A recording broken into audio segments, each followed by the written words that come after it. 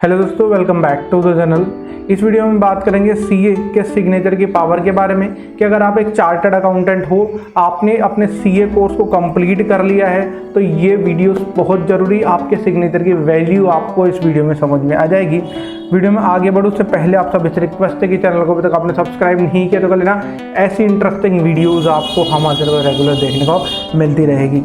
अच्छा, जब GST launch हुआ ही था, जब आपने पीएम का आपने इंटरव्यू सुना होगा कि सिग्नेचर के कितने इंपॉर्टेंट है और कितनी पावर है।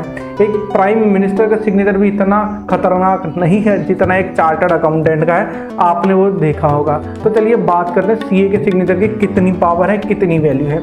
देखिए, अगर कोई इन्वेस्टर किसी कंपनी में इन्वेस्ट करना चाहता है तो वो क्या देखता है कि यार उसका पैसा नहीं डूबे, ठीक है, और उसको ज़्यादा से ज़्यादा रिटर्न मिले। लेकिन आप जानते हो कंपनी कैसे अपने फाइनेंशियल्स बनाती है, ठीक है। अगर सीए ऑडिट नहीं करता है तो वो कैसे भी अपने फाइनेंशियल्स को घुमा सकती है। फाइनेंशियल्स क्या होते हैं, बस उसको रिप्रेजेंट तो कर रहे हैं वो कितना इनकम या कितना एक्सपेंडिचर कर रहा है, कितने इक्विटी शेयर होल्डर को पेमेंट करेगा या प्रेफरेंस शेयर होल्डर को पेमेंट करेगा, यही तो वो बताता है, ठीक है। तो इन्वेस्टर क्या देखता है कि मैं जिस कंपनी में इन्वेस्ट कर रहा हूँ वो ज़्यादा से ज़्यादा मेरे को रिटर्न दे, लेकिन उसको डर क्या लग रहा है कि सारे के सारे पैसे उसके डूब जाएंगे। अच्छा, वो डूबे नहीं, इससे बचने के लिए क्या है, एक अगर उस कंपनी के फाइनेंशियल स्टेटमेंट पे सीए के सिग्नेचर है तो वो क्या बताता है कि जो सीए के signature true and fair view प्रस्तुत कर रहा है, तो मतलब कंपनी का फाइनेंशियल स्टेटमेंट सही है, शानदार है, तो वो इन्वेस्टमेंट उसमें कर सकता है। तो एक बात तो वो निश्चित हो जाएगा और उस कंपनी में वो इन्वेस्टमेंट करने के लिए तैयार हो जाएगा, ठीक है। तो यह ये आपका सीए का सिग्नेचर। अगर आपने एक मूवी सीरीज देखी होगी जमुना पार, तो उसमें बताया गया आपके सिग्नेचर की वैल्यू कि अगर आप एक सिग्नेचर कर देते हो तो इन्वेस्टर इन्वेस्ट कर देते किसी भी कंपनी में। तो इसमें भी मैं आपको यही बता रहा हूँ कि इन्वेस्टर झिकझिकाते नहीं है, बिल्कुल घबराते नहीं है। अगर किसी फाइनेंशियल स्टेटमेंट पे सीए का सिग्नेचर है, इसका मतलब है कि वो financial statement true and fair view है और वो सही से बनाए गए हैं, ठीक है।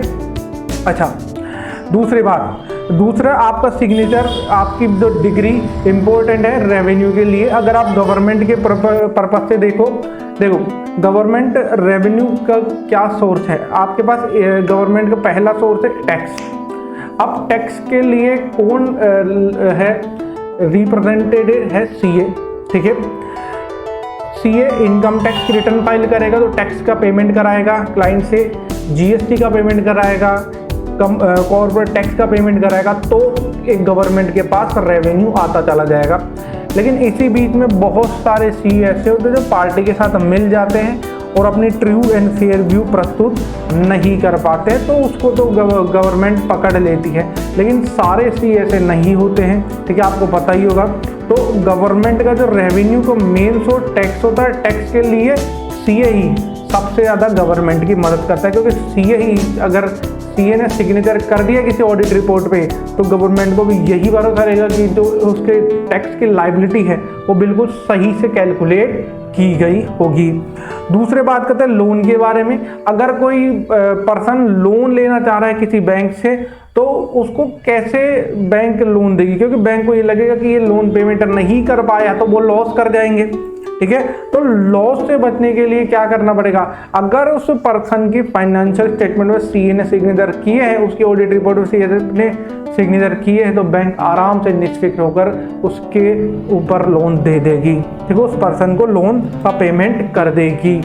बैंक को कोई भी चिंता करने की जरूरत नहीं पड़ी, क्योंकि उसके फाइनेंशियल स्टेटमेंट में एक खतरनाक आदमी के सिग्नेचर है, वो है एक चार्टर्ड अकाउंटेंट।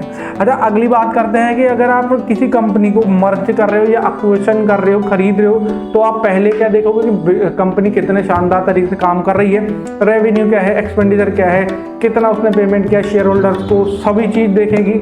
अब कंपनी तो बोल देगी कि हमने इतना किया, तो वो कैसे मानेगा भाई? वो चार्टर्ड अकाउंटेंट अगर सिग्नेचर कर रखा है तो उसी के सिग्नेचर के बेसिस पे माना जाएगा कि हाँ यार ये कंपनी सही है, खरीदने लायक है।